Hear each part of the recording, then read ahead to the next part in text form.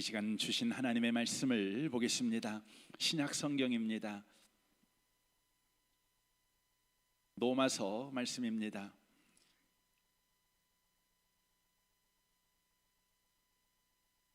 신약 성경 로마서 16장입니다.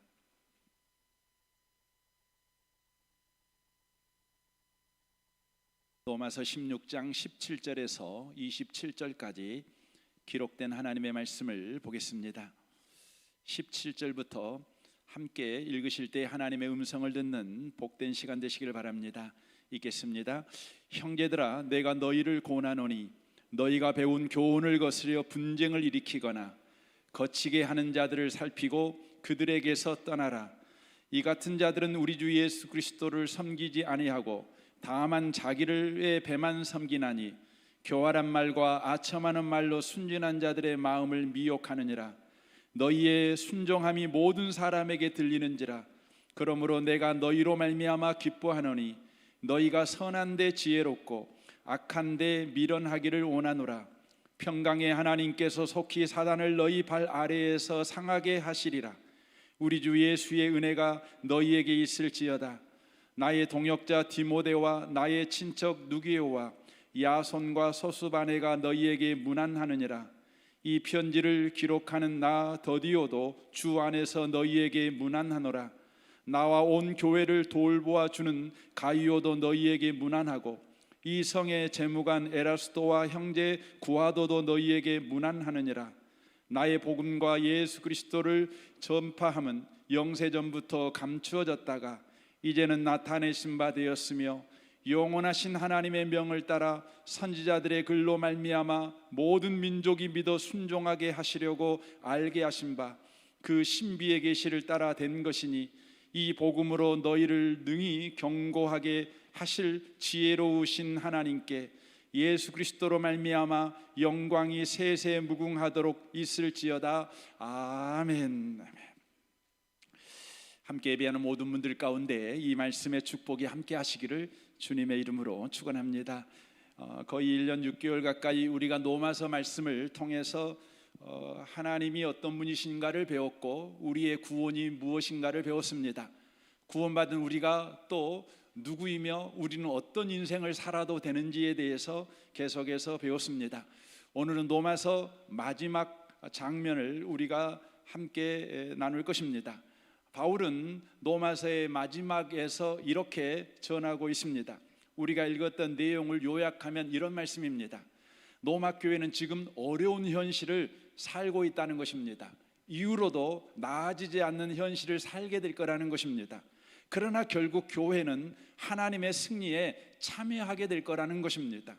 왜냐하면 복음이 친히 그들을 견고히 세울 것이기 때문이라는 내용의 말씀입니다. 바울은 로마 교회의 마지막 편지 내용으로 이것을 기록했을 뿐만 아니라 에베소 교회에도 그가 떠날 때 마지막으로 한 말이 이와 동일한 말입니다.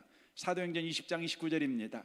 내가 떠난 후에 사나운 이리가 여러분에게 들어와서 그 양떼를 아끼지 아니하며 또한 여러분 중에서도 제자들을 끌어 자기를 따르게 하려고 어그러진 말을 하는 사람들이 일어날 줄을 내가 아노라. 그러므로 여러분이 일깨어 내가 3년이나 밤낮 쉬지 않고 눈물로 각 사람을 훈계한 것을 기억하라. 지금 내가 여러분을 주와 및 그 은혜의 말씀에 부탁하노니 그 말씀이 여러분을 능히 든든히 세우사 거룩하게 하심을 입은 모든 자 가운데 기업이 있게 하리라 라고 말합니다.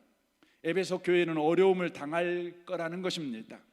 교회가 서 있는 현실도 어렵고 교회의 구성원인 성도들도 못난 사람들로 가득 찼기 때문이라는 것입니다. 안과 밖에서 어려움을 가중시키는 일이 연달아 일어날 거라는 것입니다. 그러나 교회는 승리할 거라는 것입니다.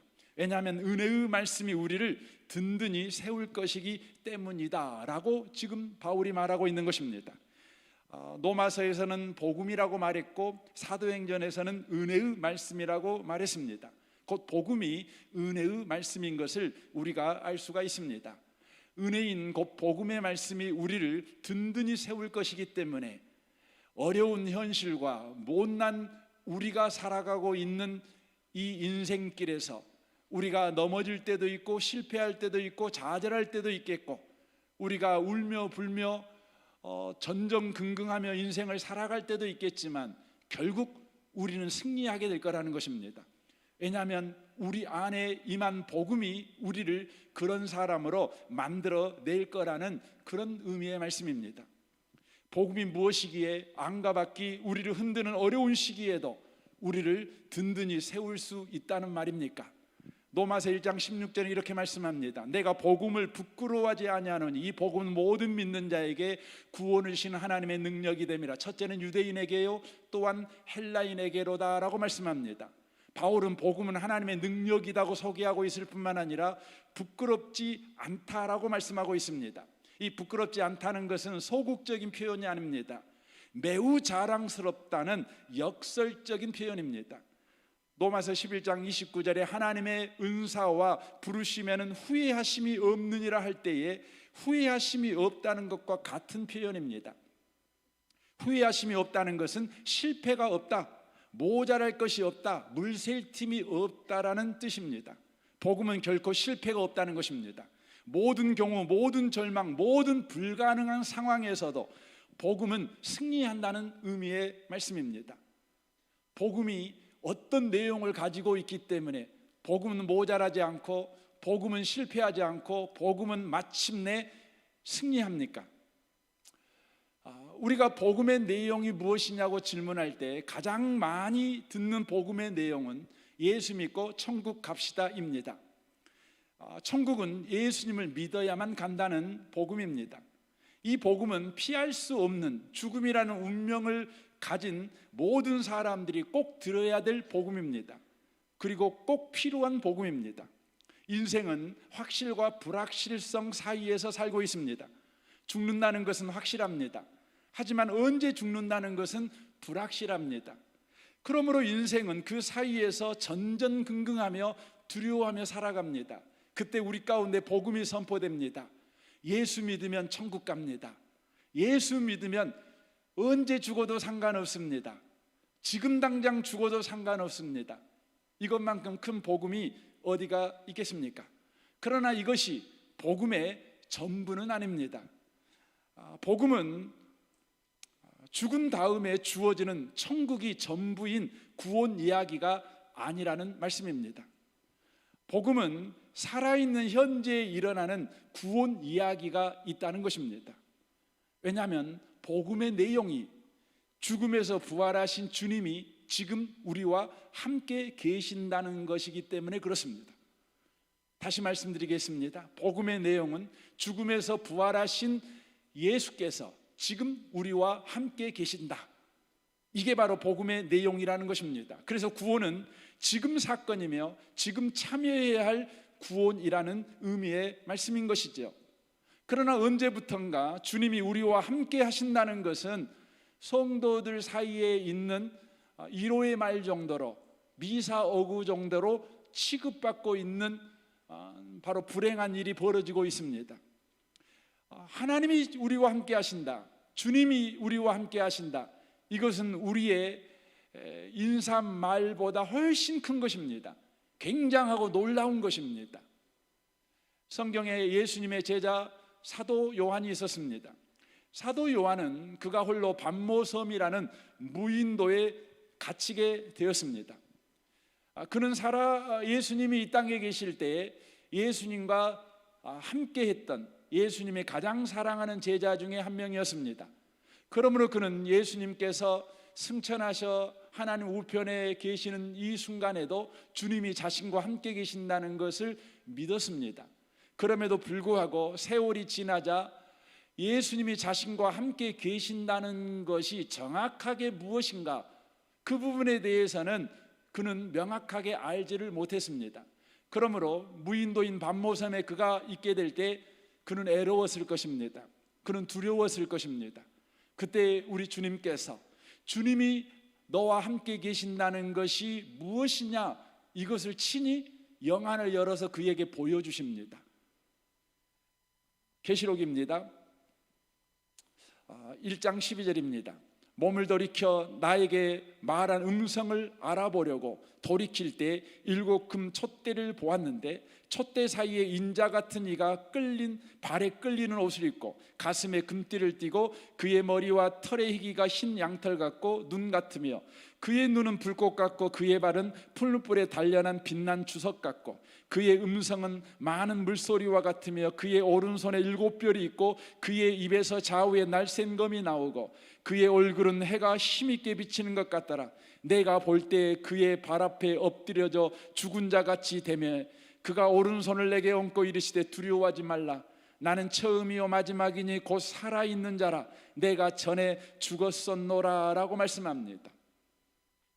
주님이 자신과 함께 한다는 걸 믿었습니다. 그럼에도 불구하고 자신과 함께 하신 주님이 얼마나 놀라우신 분이시고 얼마나 크신 분이시고 얼마나 굉장한 분이신지 이 부분에 대하여 그는 잘 몰랐습니다. 우리 주님께서 영안을 열어 그에게 보여주신 것이지요.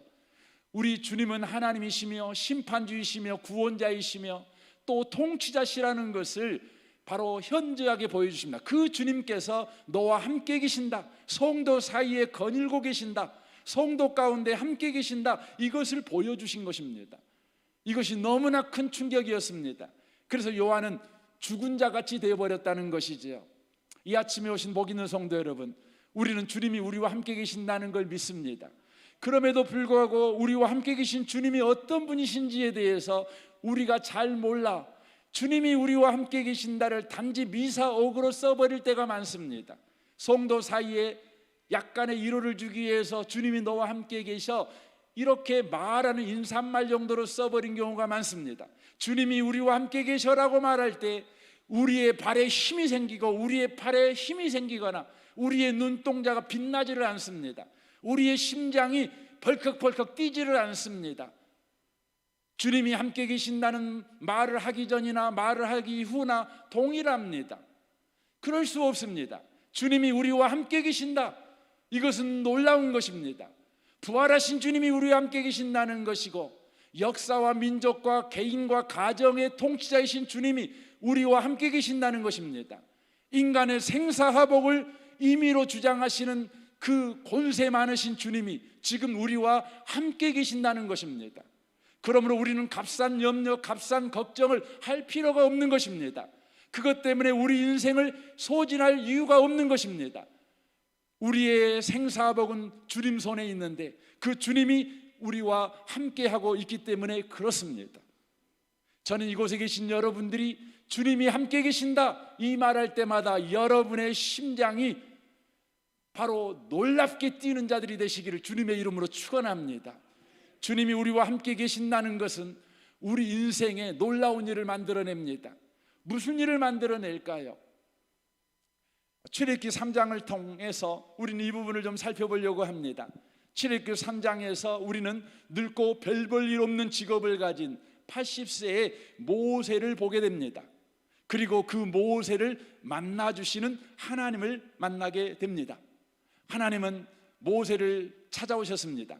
그리고 모세를 찾아오신 그 주님께서 모세에게 첫 번째 말씀을 하십니다. 그런데 놀라운 것은 그 첫 번째 말씀이 어떤 이대한 계획이나 이대한 뜻을 모세에게 말씀하시는 것이 아니라 의외로 장소에 관해서 말씀하시는 것입니다. 3장 5절입니다. 하나님이 이르시되 이리로 가까이 오지 말라. 내가 선 곳은 거룩한 땅이니 내 발에서 신을 벗으라 라고 말씀합니다.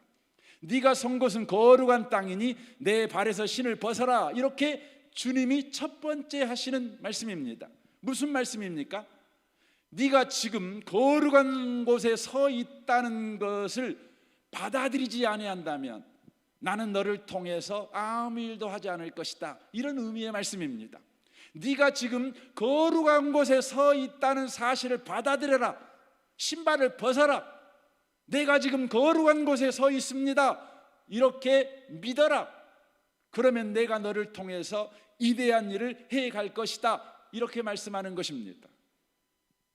하나님은 언제나 우리가 거룩한 곳에 서야 우리를 통해 일하시겠다는 의미의 말씀입니다.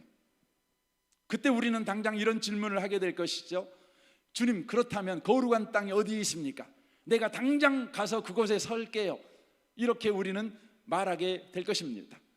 인간은 아담과 하와가 에덴 동산에서 추방된 이후 끊임없이 거룩한 장소를 찾아 헤매었습니다. 이곳이 거룩한 곳인가? 저곳이 거룩한 곳인가? 그리하여 인간들은 신을 그곳에서 만나기를 원했습니다.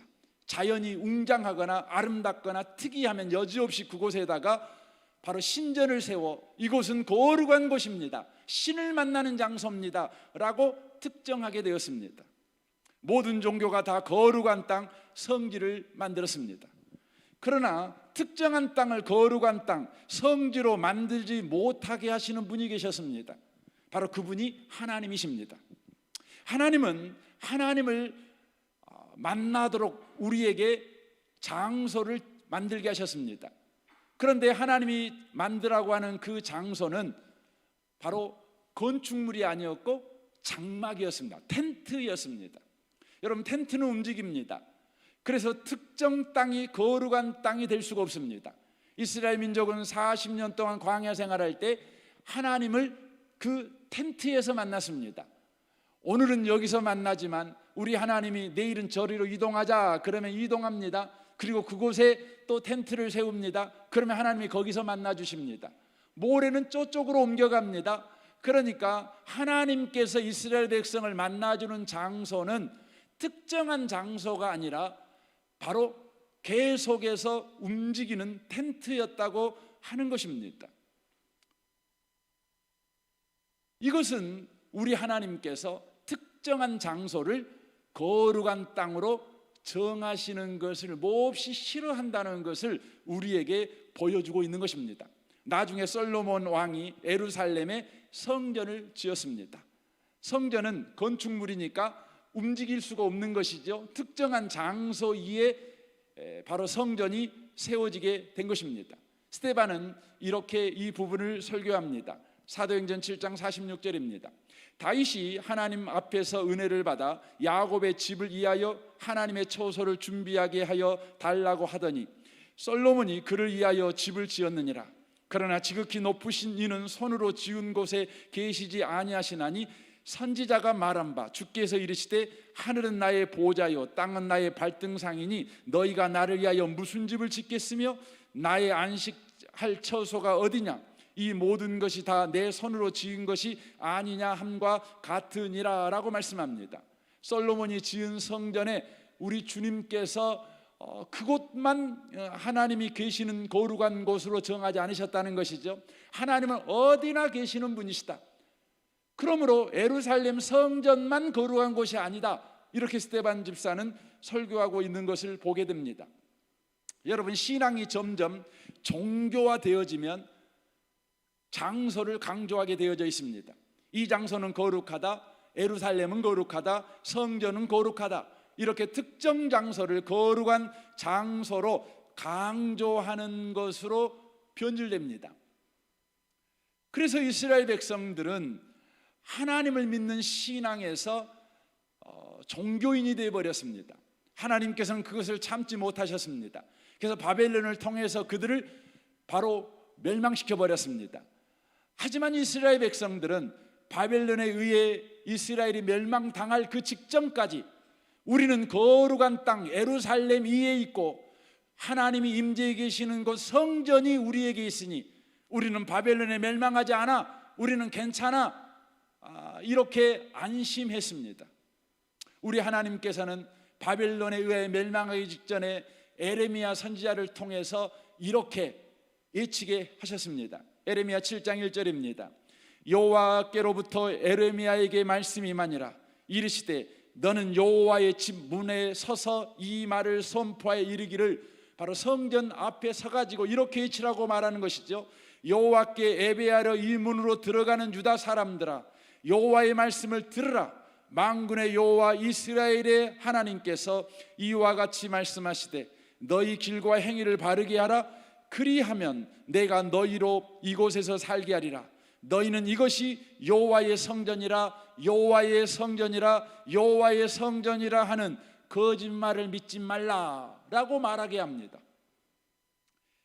하나님이 임재해 계시는 예루살렘 성전이 있으니 우리는 결코 망하지 않는다고 그들이 안심하고 있었을 때, 우리 하나님은 에레미야를 시켜서 말하는 것입니다. 바로 여호와의 성전이라, 여호와의 성전이라. 그건 거짓말이다. 거짓말이다. 그것은 거룩한 곳이 아니다. 이렇게 말하게 했다는 것입니다. 어떤 특정 장소를 거룩하다 강조하게 되면 그것은 종교지 신앙이 아닙니다. 교회도 마찬가지입니다. 교회가 장소를 거룩하다고 강조하기 시작하면 교회는 신앙을 잃어버리고 종교화가 일어나게 된다는 것이죠. 여러분과 저는 지금 예배당에 앉아 있습니다. 하지만 기억해야 합니다. 이 예배당 자체가 거룩한 것이 아닙니다. 여러분과 저는 이 예배당 자체를 거룩하게 여겨서 이곳을 여러분 성역화해서는 안 되는 것입니다. 왜 이곳이 거룩합니까? 거룩한 사람들이 앉아 있으니까 거룩한 거예요. 이걸 놓쳐버리면 안 되는 거예요. 여러분, 예배당하고 주방하고 어디가 더 거룩할까요? 많은 사람들은 두말할 것 없이 예배당이 거룩하지요라고 말합니다. 아닙니다. 여러분, 예배당이 거룩한 것만이 아니라 주방도 거룩한 것입니다. 여러분, 예배 시간만 중요할까요? 회의 시간은 안 중요할까요? 아닙니다. 예배 시간만큼 회의 시간도 중요한 것입니다. 제가 그 부분은 여러분에게 계속해서 말씀을 드릴 테니까 한번 귀를 기울여서 들어보시기 바랍니다. 요한복음 4장 19절을 보십시오. 여자가 이르되 주여 내가 보니 선지자로소이다. 우리 조상들은 이 산에서 예배하였는데 당신들의 말은 예배할 곳이 예루살렘에 있다더이다. 예수께서 이르시되 여자여 내 말을 믿으라. 이 산에서도 말고 예루살렘에서도 말고 너희가 아버지께 예배할 때가 이르리라 라고 말씀합니다. 거룩한 곳은 특정한 장소가 아니라는 것입니다. 이곳이 거룩하고 저곳은 거룩하지 않고, 저곳은 거룩하고 이곳은 거룩하지 않고, 이곳에서만 하나님을 만날 수 있으며 이곳에서만 예배할 수 있으며 이곳에서만 기도할 수 있으며 이곳에서만 응답받을 수 있다. 이것은 종교지 신앙이 아니라는 것입니다. 우리 주님은 모세에게 말했습니다. 네가 선 곳이 거룩한 땅이다. 그런 신발 벗어라. 네가 거룩한 곳에 서 있다는 걸 받아들여라. 그러면 내가 너를 통해 나의 일을 할게 라고 말했습니다. 여러분과 저는 거룩한 곳에 서야 합니다. 거룩한 땅에 서 있어야 합니다. 그러면 거룩한 땅이 대체 어디에 있는 것입니까? 어떤 곳이 거룩한 곳입니까? 출애굽기 3장 5절을 다시 한번 보겠습니다. 하나님이 이르시되 이리로 가까이 오지 말라. 내가 선 곳은 거룩한 땅이니 내 발에서 신을 벗으라 라고 말씀합니다. 어디가 거룩한 땅이라고 말하고 있습니까? 네가 선 곳이라고 되어 있습니다. 네가 선 곳이 거룩한 땅이라는 것입니다. 모세는 지금 호렙산에 서 있습니다. 그러면 호렙산이 거룩하다는 말입니까? 아닙니다. 여기에 주어가 뭐냐면 내가입니다. 네가 서 있는 곳, 네가 선 곳이 거룩한 땅이다 라고 말씀하고 있는 것입니다. 이 말은 어떤 의미의 말씀입니까? 하나님이 함께하는 모세가 선 자리가 거룩한 땅이다 라는 의미의 말씀입니다. 이는 거룩한 땅이 따로 구별된 것이 아니라 지금 하나님이 함께하고 있는 사람이 밟고 있는 삶의 자리, 삶의 현장, 바로 거기가 거룩한 땅이라고 말씀하는 것입니다. 이게 하나님의 말씀입니다. 사랑하는 성도 여러분, 여러분이 서 있는 모든 땅이 거룩한 땅임을 받아들이시기 바랍니다. 여러분이 살고 있는 시간이 다 거룩한 시간이라는 것을 여러분 받아들이시기 바랍니다. 저와 여러분에게 이 믿음이 필요합니다. 내가 가정에 있다면 우리 가정은 거룩한 곳이다. 여러분이 직장에 있다면 내가 선 직장이 거룩한 곳이다. 여러분이 밥을 먹고 있다면 밥을 먹는 이 시간이 거룩한 시간이다. 여러분이 취미 활동하고 있다면 내가 하고 있는 이 시간이 거룩한 시간이다. 예배 시간만 거룩한 것이 아니라, 기도 시간만 거룩한 것이 아니라 하나님이 함께하는 사람이 하는 일은 다 거룩하다는 거예요. 하나님이 함께하는 사람이 서 있는 곳은 다 거룩한 땅이라는 것입니다. 그래서 고린도전서 3장 15절에 이렇게 말씀합니다. 너희는 너희가 하나님의 성전인 것과 하나님의 성령이 너희 안에 계시는 것을 알지 못하느냐? 누구든지 하나님의 성전을 더럽히면 하나님이 그 사람을 멸하시리라. 하나님의 성전은 거룩하니 너희도 그러하니라 라고 말씀합니다. 누가 성전입니까? 주님이 함께하는 내가 성전입니다. 내가 거룩한 존재입니다.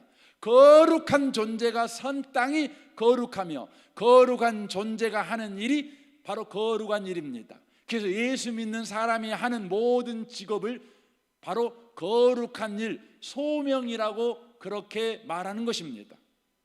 모세는 80세가 되기 전에 한 번도 거룩한 역사를 경험해 본 적이 없습니다. 그는 나이 40세에 자신이 히브리 민족임을 알았습니다. 노예 히브리 이민임에도 불구하고 바로 왕의 공주의 아들로 자라게 하신 하나님의 뜻을 그는 깨달았습니다. 그래서 그는 하나님의 뜻대로 살기로 결심합니다. 그가 생각한 하나님의 뜻은 무엇이었냐면 바로 포로된 노예된 히브리인을 보호해주는 것이요, 종국적으로는 그들을 노예에서 해방시켜주는 일이라고 그는 생각했습니다. 그리하여 하나님의 뜻을 쫓아 하나님을 위하여 애국 군인을 죽여버립니다. 그러나 이 일로 인해 모세는 도망자가 됩니다. 40년이 넘는 세월 동안 그는 사막에서 도망자 신세로 살아야만 했습니다. 사막에 부는 바람처럼 그렇게 살아야만 했습니다. 모세가 얼마나 억울했겠습니까? 하나님을 위하여 한 일인데 왜 이렇게 도망자가 되어 늙어가고 병들어가고 잊혀지는 존재가 되는가? 이런 생각이 모세 안에 있었을 것입니다. 아마 이곳에 계신 분들 가운데도 억울하신 분들이 상당히 많이 계실 것입니다.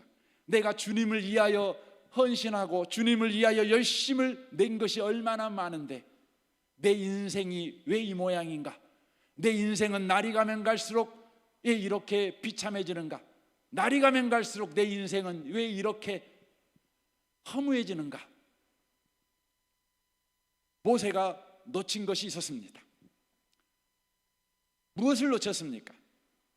하나님은 모세를 위하여서, 모세를 향하여서 원하는 것이 있었는데 그것은 하나님을 위하여 사는 삶보다 더 큰 것을 모세에게 원하고 있었습니다. 그것은 무엇입니까? 바로 하나님이 함께하는 삶을 모세가 살기를 원했습니다. 모세는 하나님을 위하여 그는 인생을 살았습니다. 그는 하나님을 위하여 애를 썼습니다. 최선을 다했습니다. 하지만 하나님께서 모세에게 원했던 것은 하나님을 이해하는 삶보다 더 큰, 더 높은 수준의 삶이었습니다. 그것은 하나님과 함께 사는 인생입니다. 갈라디아 2장 19절에 바울은 이런 고백합니다. 내가 율법으로 말미암아 율법에 대하여 죽었나니 이는 하나님에 대하여 살려 함이라 라고 되어 있습니다. 내가 율법으로 말미암아 율법에 대하여 죽었다, 이 말은 무슨 의미의 말입니까? 율법이라고 하는 것은 잘잘못을 말하는 것입니다. 하나님의 말씀대로 살아가는 것이지요, 하나님을 위하여 살아가는 삶이지요. 바울은 하나님을 위하여 삶을 살았습니다. 하나님의 뜻대로 살려고 인생을 애쓰며 살았습니다. 그런데 그는 선언하는 것입니다. 나는 이제 그런 삶에 대해 죽었다. 그것이야말로 하나님에 대해서 사는 삶이다. 그러면 하나님에 대하여 사는 삶이 뭐냐? 20절에 말합니다. 내가 그리스도와 함께 십자가에 못 박혔나니 그런즉 이제는 내가 사는 것이 아니요 오직 내 안에 그리스도께서 사시는 것이라. 이제 내가 육체 가운데 사는 것은 나를 사랑하사 나를 위하여 자기 자신을 버리신 하나님의 아들을 믿는 믿음 안에 사는 것이라. 하나님에 대해 사는 삶은 어떤 삶입니까? 그것은 주님이 내 안에서 함께 살아주고 있다는 거예요. 주님이 내 인생에 함께 살아주고 계신다. 주님이 함께하는 인생을 내가 살고 있다. 그러므로 우리는 직장 생활할 때 주님을 위해서, 다음 주에 헌금을 더 많이 하기 위해서 예수는 직장 생활을 하는 것이 아니라 주님 가시지요. 이번 일주일도 주님이 나와 함께 직장 생활을 살아주시지요. 주님이 함께하는 직장 생활이 얼마나 놀랍고 얼마나 위대하고 얼마나 굉장한지를 내가 일주일의 직장 생활을 통해서 경험하기를 원합니다. 주님, 나와 함께 직장 생활 하시지요? 여러분 가정은 그 다음 주에 예배당에 와서 주님을 찬양하게 될 것입니다.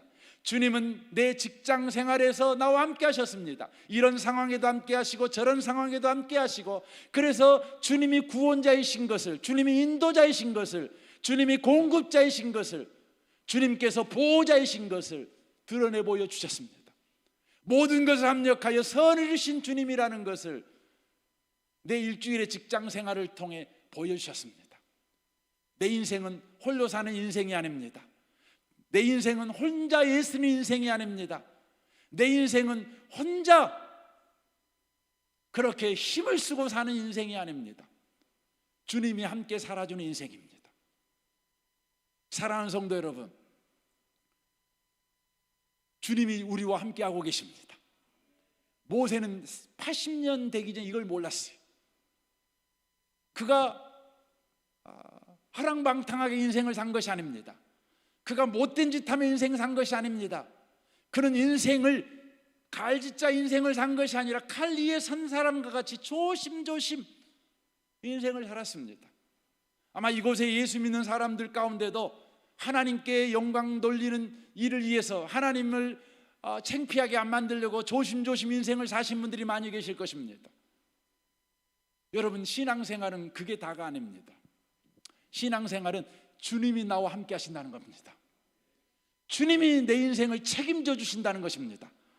직장에 가도 함께 가고, 여러분 여행 가도 함께 가고, 여러분이 늙을 때 함께 늙어주시고, 여러분 병들 때 함께 병들어 주시고, 여러분이 눈물 날 때 함께 눈물 흘려주시고, 바로 주님이 우리와 함께 계신다는 것입니다. 야곱은 하나님께 복을 받아야 성공한 인생을 살 수 있다고 굳게 믿은 인생을 살았습니다.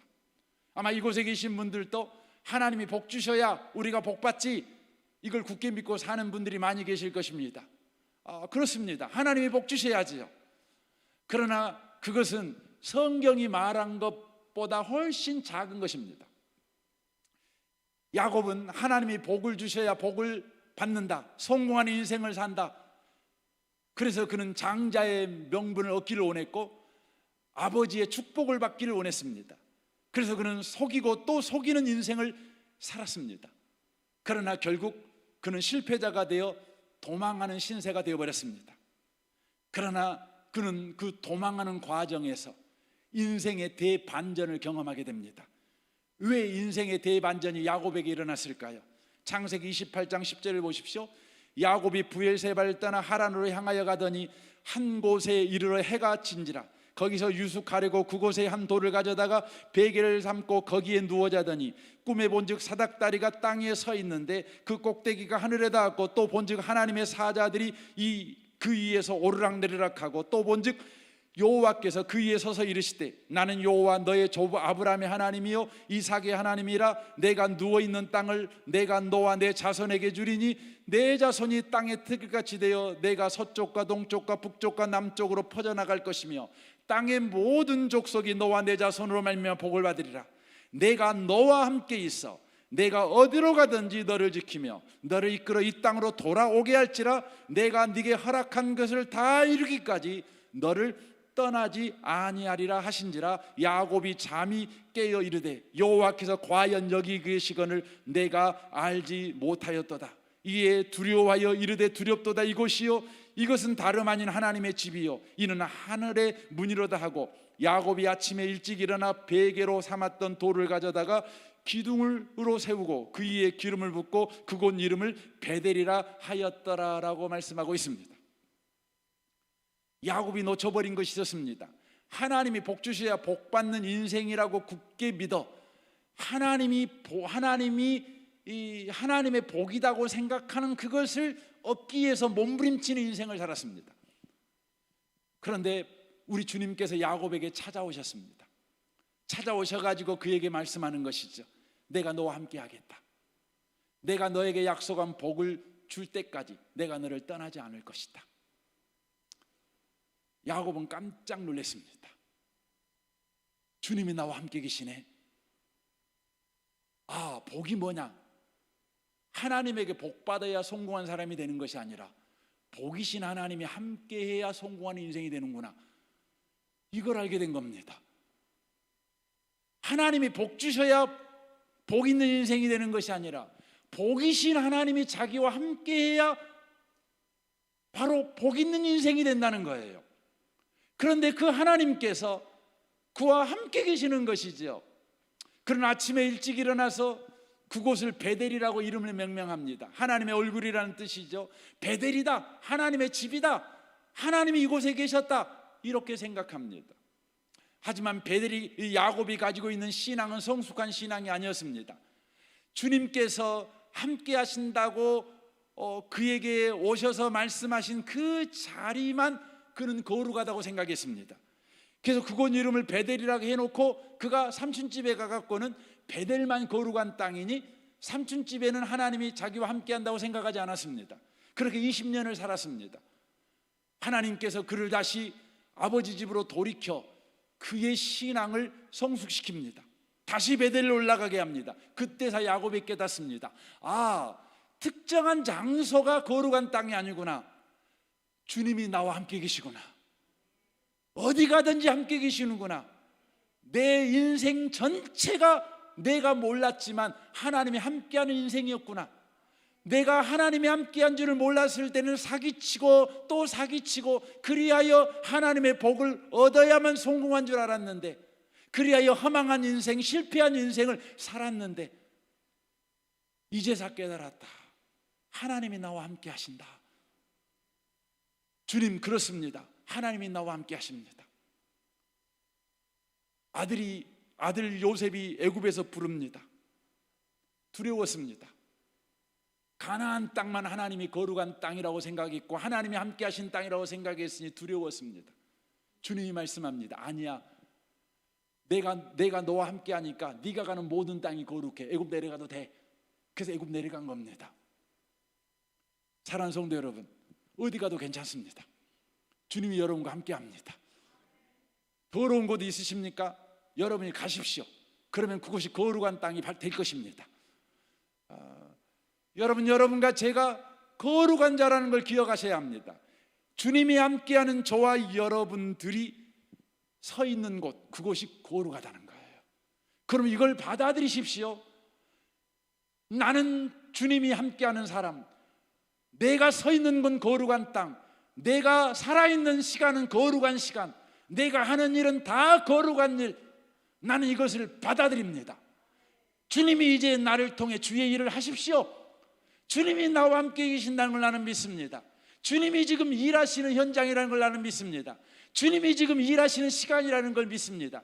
지금 주님이 일하시는 일이라는 걸 나는 믿습니다. 이렇게 여러분 반응하는 복 있는 성도들이 다 되시기를 주님의 이름으로 축원합니다. 주님이 저와 여러분과 함께 합니다. 그러면 어떻게 살아야 됩니까? 어떻게 살아야 됩니까? 주님이 지금 나와 함께 하시는데 우리는 어떻게 살 것입니까? 윤동주 시인의 이야기를 통해서 결론적으로 이 부분을 말씀을 드리기로 합니다. 아마 이곳에 계신 분들 가운데 윤동주 시인을 모르시는 분은 한 분도 계시지 않을 것입니다. 윤동주 시인은 아주 신실한 그리스도인입니다. 윤동주 시인은 1940년도에 팔복이라는 시를 쓰게 됩니다. 벌써 30년째 일제의 혹독한 탄압이 계속되고 있는, 희망이라고는 하나도 보이지 않는 현실을 살아가고 있을 때 그는 팔복이라는 시를 쓰게 됩니다. 이른 아침에 마태복음 5장 4절을 묵상하게 됩니다. 애통하는 자는 복이 있나니 그들이 위로를 받을 것이며, 애통하는 자는 복이 있나니 그들이 위로를 받을 것이며. 이 성경을 읽자 이 성경이 은혜가 됐습니다. 하지만 다시 읽자 그는 애통하는 자는 복이 있나니 그들이 위로를 받을 것이며, 위로를 받을 것이며, 이것을 더 이상 고백할 수가 없었습니다. 왜냐하면 희망이 하나도 안 보이니 위로를 받을 방도가 없는 것입니다. 그래서 그는 마태복음 5장의 팔복을 이렇게 시로 썼습니다. 슬퍼하는 자는 복이 있나니, 슬퍼하는 자는 복이 있나니, 슬퍼하는 자는 복이 있나니, 슬퍼하는 자는 복이 있나니, 슬퍼하는 자는 복이 있나니, 슬퍼하는 자는 복이 있나니, 슬퍼하는 자는 복이 있나니, 슬퍼하는 자는 복이 있나니, 저희가 영원히 슬플 것이요. 윤동주는 어떤 희망도 보이지 않는 세상에서 섣불리 위로받을 것이라고 쓰지를 못했습니다. 그러나 팔복에 대한 그의 옹고를 보면 그의 괴로움이 역력하게 드러납니다. 처음부터 영원히 슬플 것이라고 쓰지 않았습니다. 그의 처고를 보면 맨 처음에는 저희가 슬플 것이요라고 썼습니다. 그러나 다시 지우고 저희가 위로함을 받을 것이요라고 고쳤습니다. 그리고 곧바로 또 윤동주 시인은 저희가 오래 슬플 것이요라고 고쳤었습니다. 그러나 오래 슬플 것이요라고 써놓고 보니 얼마나 오래 슬플 것인가, 그 부분에 대한 해답이 없는 겁니다. 그래서 윤동주 씨는 오래라는 그 글자를 선을 그어버리고 그 위에다가 영원히로 고쳤습니다. 희망이 없는 시대, 윤동주는 무한대의 슬픔을 미화하지 않고 눈을 부릅떠서 저희가 영원히 슬플 것이오라고 아프게 마무리를 쳤습니다. 그러면 그게 답니까? 아닙니다. 영원히 슬픈 시대에 그리스도인들은 무엇을 해야 되는 겁니까? 영원히 슬픈 시대에 그리스도인은 무엇을 해야 합니까? 하나님이 함께하고 있는 그리스도인은 무엇을 해야 합니까? 그는 그 다음에 십자가라는 시에서 이렇게 고백합니다. 괴로웠던 사나이, 자기를 가르칩니다. 행복한 예수 그리스도에게처럼 십자가가 허락된다면 모가지를 들이우고 꽃처럼 피어나는 피를 어두워 가는 하늘 밑에 조용히 흘리겠습니다. 현실을 바꿀 수가 없는 것입니다. 그는 현실을 바꾸려고 애쓰지도 않습니다. 십자가 밑에 내려와 자유인이 되는 꿈도 꾸지 않습니다. 일제가 박아놓은 양손의 못, 그리고 십자가 이, 그럼에도 불구하고 그가 할 수 있는 일은 조용히 피를 흘리겠다고 다짐하고 있는 겁니다. 피는 뭡니까? 생명입니다. 아무것도 바뀌지 않는, 아무리 몸부림쳐도 희망이라고는 보이지 않아서 슬퍼해도 답이 없고 괴로워해도 답이 없고 몸부림쳐도 답이 없고 저희가 영원히 슬플 것이오 밖에 말할 수 없는 현실, 그 현실에서 윤동주가 했던 것은 하늘 밑에 조용히 흘리겠습니다. 그리고 6개월 후 그는 이대한 시 한 편을 써서 또 이렇게 고백합니다. 조용히 피 흘린다는 게 무엇인지를 이렇게 고백하는 것이죠. 죽는 날까지 하늘을 우러러 한 점 부끄럼 없기를. 잎새에 이는 바람에도 나는 괴로워했다. 별을 사랑하는 마음으로 모든 죽어가는 것을 사랑해야지. 그리고 나에게 주어진 길을 걸어가야겠다. 오늘 밤에도 별이 바람에 스치온다. 바람이 부는 어두운 밤, 북간도의 어두운 밤은 얼마나 춥겠습니까? 바람이 부니 얼마나 더 춥겠습니까? 그래도 주님이 함께하는 현실을 살고 있는 이 윤동주는 이렇게 살겠다는 것입니다. 모든 죽어가는 것을 사랑해야지. 그리고 나에게 주어진 길을 걸어가야겠다. 복음은 뭡니까? 주님이 우리와 함께 하시는 것입니다. 주님이 우리 인생을 함께 살아주고 계시는 것입니다. 우리를 고와 같이 과부처럼 우리를 내버려 두지 않습니다. 주님은 우리와 함께 하십니다. 여러분과 저의 현실은 아무리 힘들고 아무리 어렵고 그 현실을 사는 내가 아무리 못났어도, 현실이 만들어내는 일이 아무리 크고 못난 내가 만들어낸 일이 아무리 절망적이어도 나와 함께 계신 주님이 만들어내는 일은 능히 저와 여러분을 견고히 세울 것입니다. 이 아침에 오신 복 있는 분들이 다시 한번 여러분과 제가 고백해야 합니다. 주님이 나와 함께 계시니 내가 선 자리가 거룩한 곳입니다. 주님이 함께 하시니 내가 사는 내 인생이 거룩한 인생입니다. 주님이 함께 하시니 내 직장이 거룩한 직장입니다. 오늘도 그렇게 살아내는 모든 분들이 다 되시기를 주님의 이름으로 축원합니다. 아멘. 우리 시간에 같이 이 찬양하기를 원합니다.